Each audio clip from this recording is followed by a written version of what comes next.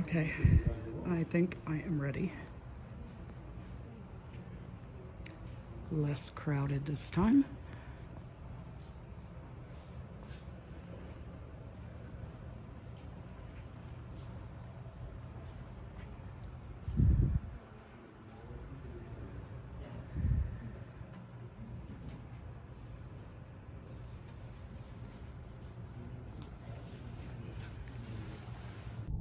Okay, so I just finished setting up, and before I try and drive, I'm gonna do this. So I got here early because I had no idea where I was going. I never made it out of the house yesterday to figure out where this was at. I gotta turn the air on. I thought I did really good with time. My table is not as cluttered as you're going to see or already have seen. I did not put everything out. I put most of it out. And oh shit.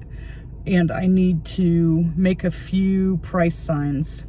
I was going to use my little chalkboard ones, but there's no way to clip it onto the little baskets or anything. But yeah, I am going to head home and have some dinner. I am starving. It's like 7:24. I got here at 5:30. And I was the first one here, and they let me come in early. So just about 2 hours to set up. I have more table space because they gave me a table, and it was 8 foot long. And I I stretched my 6 foot tablecloth to fit that, because I'm like, I am not going out and buying a tablecloth just for this. Not gonna happen. So I made it work. I made it work. Doesn't go down and cover underneath, so if I kick my shoes off tomorrow, everybody's gonna know. But yeah, so I'm gonna go home, cool off, and chill. I left one chicken nugget at home. I gotta make sure I put that with my stuff so I bring it in, because I should have 4 and I only have 3 here. I unburied my compression gloves when I was able to move everything out. And so I know where they're at now. They're not buried under all my stuff. So this looks like it's going to be a pretty small event. There might be 25, maybe 30 vendors. The parking lot is not that big, and where they told us to park, it's going to be mostly filled with vendor cars. So we'll see what happens tomorrow. All right, I am going to go home, have some dinner, cool off, and chillax.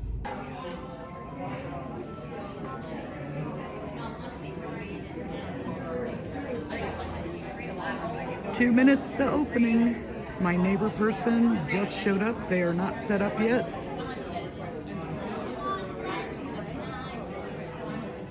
And guess what, guys? I am not alone today. I have company. And I am on my best behavior. He has been sworn to his best behavior.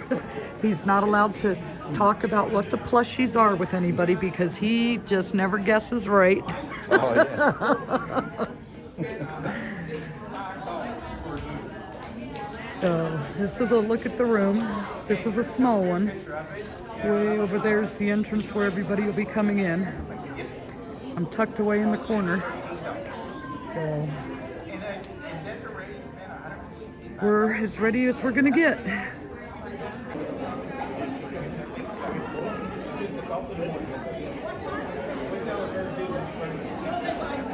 So my neighbors showed up.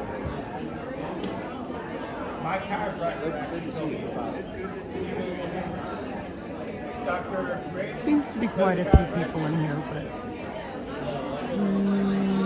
they're tight with their phones. Yeah, that's the kind of practice. Kind of a big guy, black beard.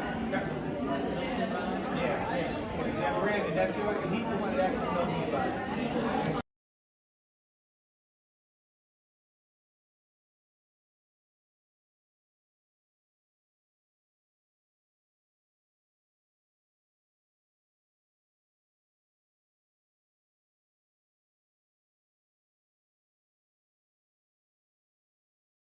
Toby, you come over here and say hi to everybody. Well, hey everyone, it is Sunday, the day after my second market, and we got to find out firsthand that not all markets or craft fairs, whatever you want to call them, are all rainbows and unicorns. So this one was interesting. So I got to go set up on Friday night, and I'm sorry, I keep shaking the table. So I got to go set up on Friday night, and I left the house a little early so that I wasn't driving in the dark, so I could see where, find where I was going, because I'd never been there before. I never made it out of the house to do any of the things that I wanted to do beforehand. So I get there, I was a little bit early, and I was fine with that. I knew that I possibly would be. I was probably there 10 minutes, and someone showed up to come and turn on the lights and let people in. So when I first walked in, it was nice and cool. I was the first person there to set up. So they propped open the doors at the other end by where I was parked so that I could get my stuff in. And I actually remembered my little rolly cart this time, so it was a little easier. And the first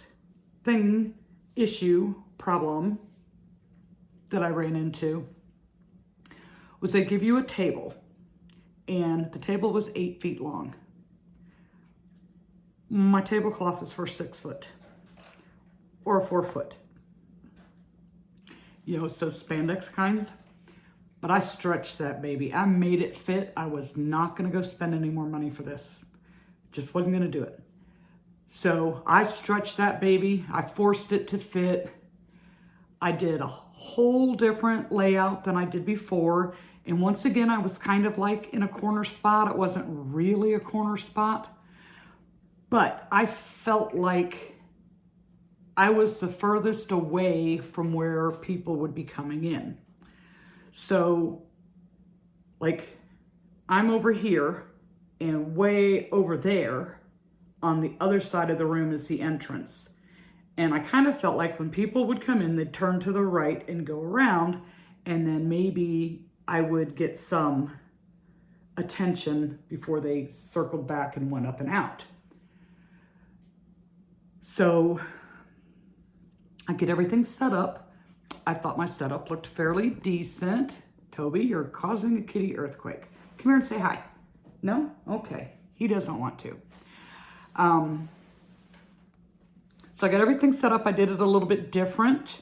I used some of the cubes shelving, and front and center put all my nicer items, like the monkeys and the real nice big snowman and, the cat and the husky and the fox and the mallard and the other duck. So I had those nice and front and center. This time I also brought my cup cozies and my dishcloths, and I think that was the only thing different. Then on the shoe racks that I used, instead of having all 4 shelves in it, I just did 2 shelves. I did like the top and then the third on 2 of the racks. I didn't use all 3 because I had the cube shelving. So I got everything set up, and we had from 5 to 8, from 6 to 8, and it was probably about 2 hours it took me to set up. So I head home. John had dinner. He picked up Pizza Hut, so I didn't have to worry about that, because everybody would have been eating late. And when I first went in the building, it was nice and cool. But by the time I was finished with setup, I'm like, it's hot in here. So I'm like, I hope it's not like that tomorrow. So then I found out that John was off work on Saturday, so I asked him if he wanted to come with me. Purely selfishness on my part, because then I'd have someone to help me take it apart, because when Jenna stayed with me last time, it made it so fast to break it down instead of one person doing it. So he went with me, and he bought me lunch, that they were serving. It was like a hot dog, stale chips, and a Diet Coke for $5. And he helped out some of the other people that were there, you know, like carry stuff in, what have you. Well, the neighboring table to me, the person wasn't there yet and was still empty. And I was a little concerned about that because that kind of left me out, hanging out in nowhere land. Then all of a sudden you can see from across the room, this lady comes in, this other vendor entrance, not near the one I was at. And she got her dates confused. She thought it was the 9th, next weekend. In a panic, and it's like 5 minutes to 9. The place is supposed to open at 9, so she has to run home and get her stuff and then come back. So we're helping them bring their stuff in real quick. I'm trying to help her get her tablecloth straightened out. And so automatically she's in a mood because she messed up her days, you know, so she's like not in the mindset for this. It was not good for the atmosphere. And almost every item that she had, it was kind of like decor that you'd hang on your walls, but it was every bit of it, all of it was for Christmas. She didn't have anything that would be like everyday items. So they finally, 9 o'clock hits and people start coming in. And if I had $1 for every time I was told, I can't afford to ship anything, it's so expensive now, because this market definitely is not for plushies. I'll just put it like that. It was all 99.9% of the shoppers were all elderly people, probably in their late 70s, 80s, early 90s age range.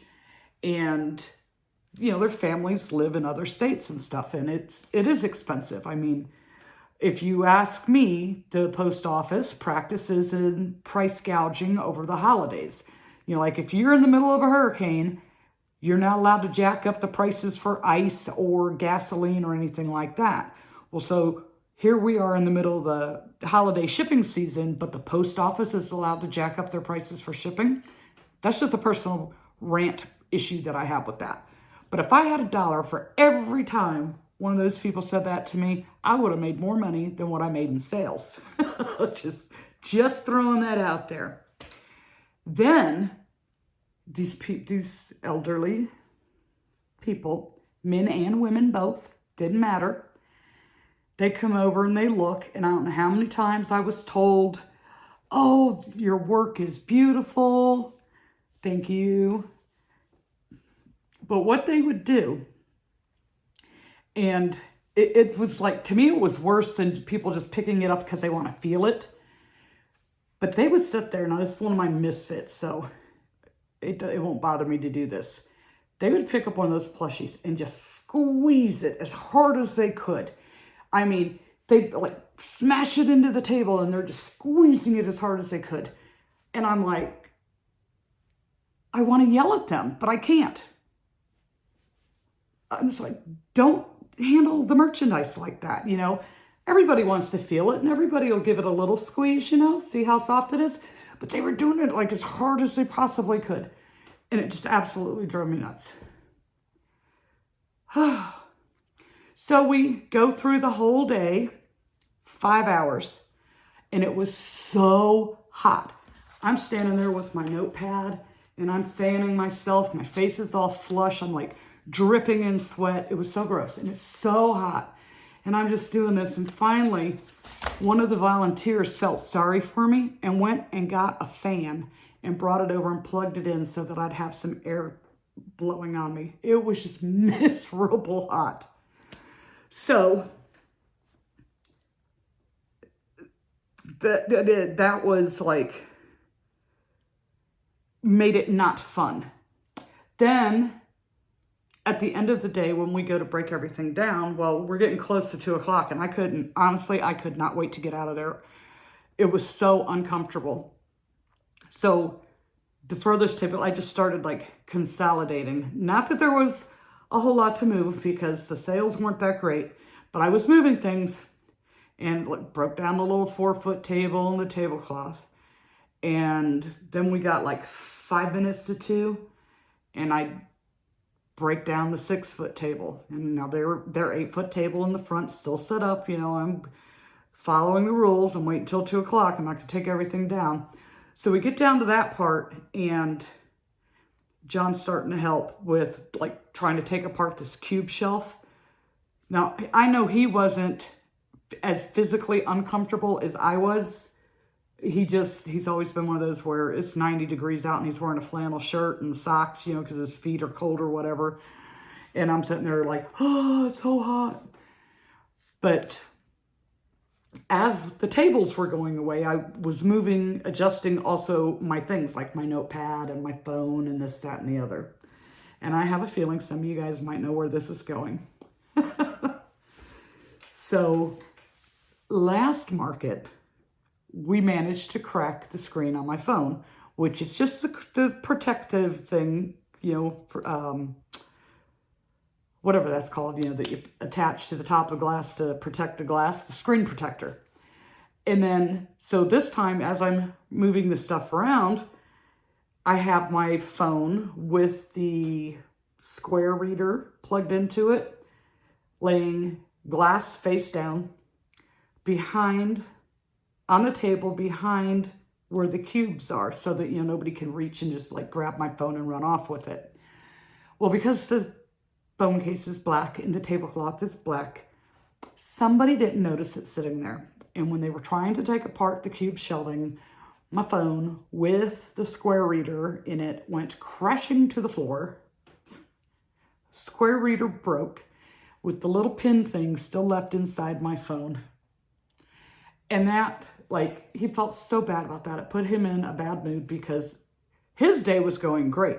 He wasn't miserable like me. His day was fine.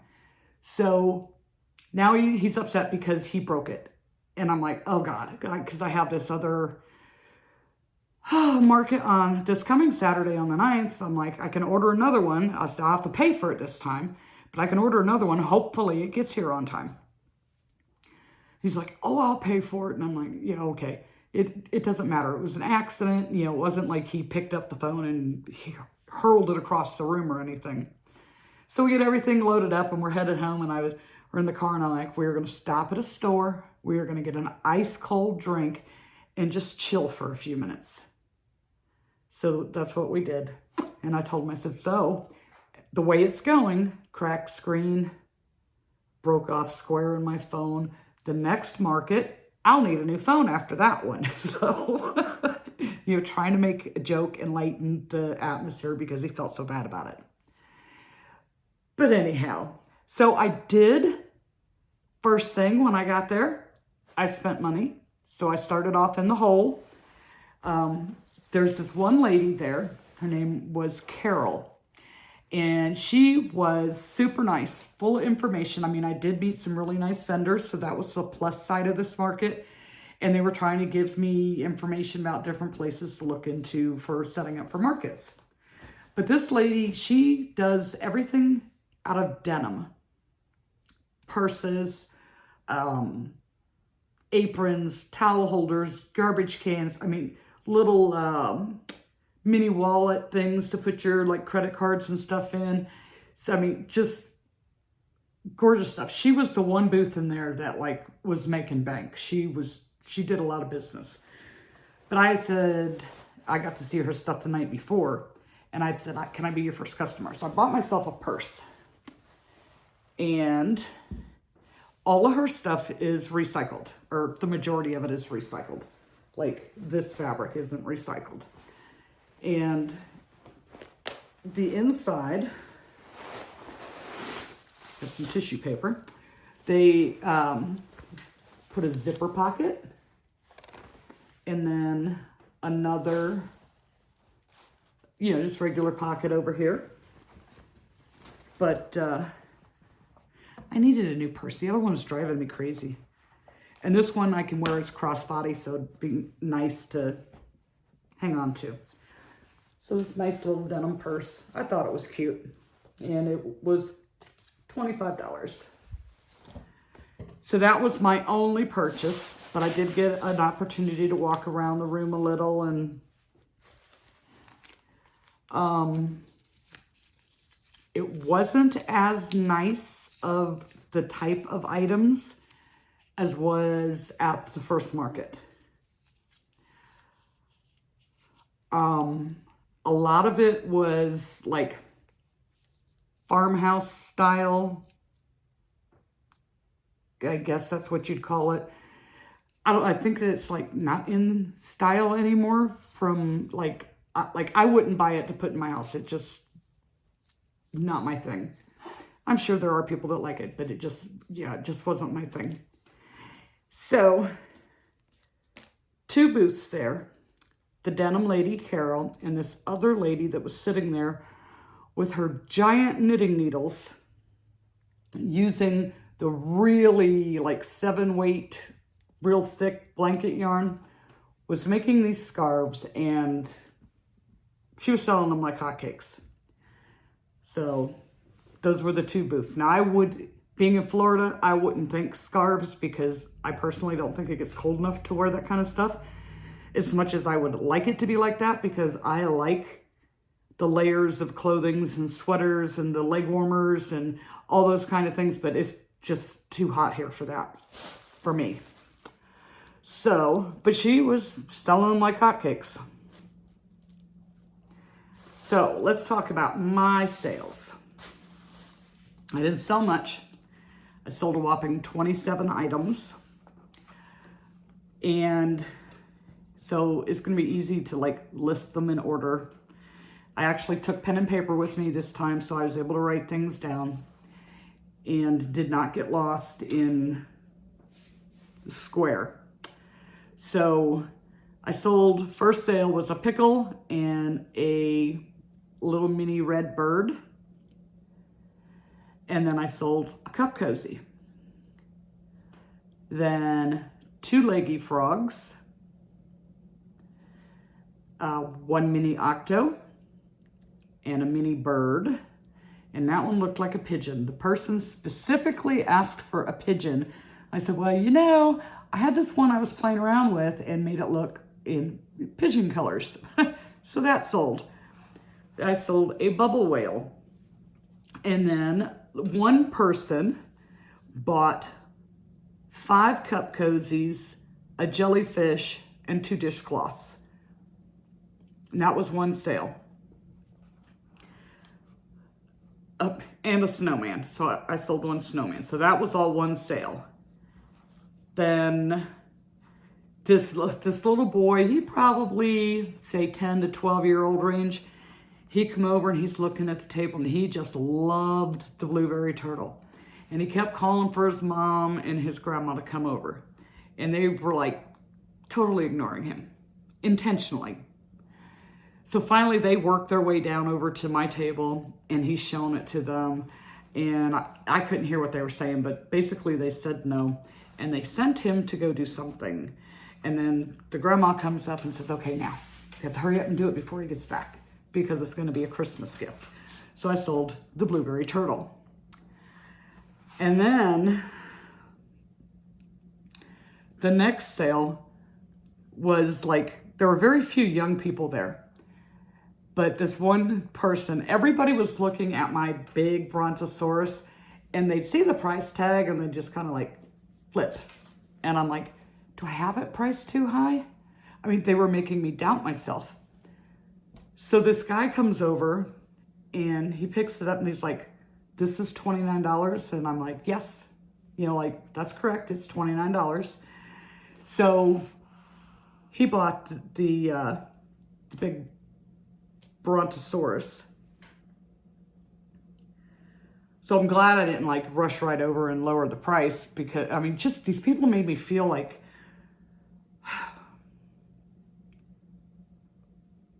I don't know. It's hard to explain. I was not comfortable at this market at all.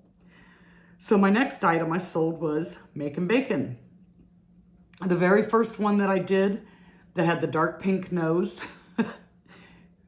that making bacon sold. Then another young person So I had 2 young customers. He come over and he's looking, he's just walking back and forth and he's looking. He wanted a leggy frog without the bow, and I had one, and the avocado keychain. So he buys that and he leaves. Well, then he went and got his dad, and he came back and he's like, I'm back for a possum. So I sold one of the little mini possums to that same boy. And my very last sale for the day was one of the other vendors. Well, actually, my first sale was one of the other vendors. And my very last sale of the day was for all 4 of the little Christmas trees. So, including the last craft fair, for Christmas items, I sold 1 Grinch and the deer at the other craft fair. And on this one, I sold the 4 Christmas trees to 1 person and 1 of the little snowmen. And that's it so far. So I have 1 more, and then I'm scared to book anything until I find out what's going to happen with this jury duty thing. Oh, because if I get picked, who knows how long that could be. Hopefully I don't get picked, because I just see it being like ultra boring. But anyhow, so I'm kind of like worried about really booking anything else because of that. So, because I'm on call for that from December 18th till January 5th. So anytime in that time frame, I could get picked, or I could not get picked. I don't know. So anyhow, my total sales for the day was $201. And at $93 of that was on Square. I only had 3 Square transactions. The rest were cash. So $201 total in sales, $25 booth fee, which it could have been $20, but I opted to pay the extra $5 to use one of their tables. So that left me with $176. And I figure this small amount, I didn't sit there and take the time to like actually go and break it all down. But I figure it's probably about $25 in materials, which brings me down to $151.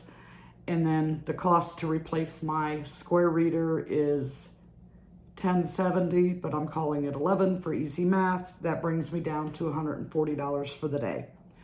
So not a total bust, but nothing to write home about. And like I said, I was super, super uncomfortable there, both physically and mentally. I was so hot, so overheated. And some of those people just made me very, very uncomfortable. Especially when they were crushing, squeezing that stuff so hard. I'm like, oh my gosh, why are you doing that? But I'm glad I took the cup cozies with me, because that was $25, $30. So $40 of my sales were the dishcloths and the cup cozies. You know, otherwise I'd be down to $100 for the day.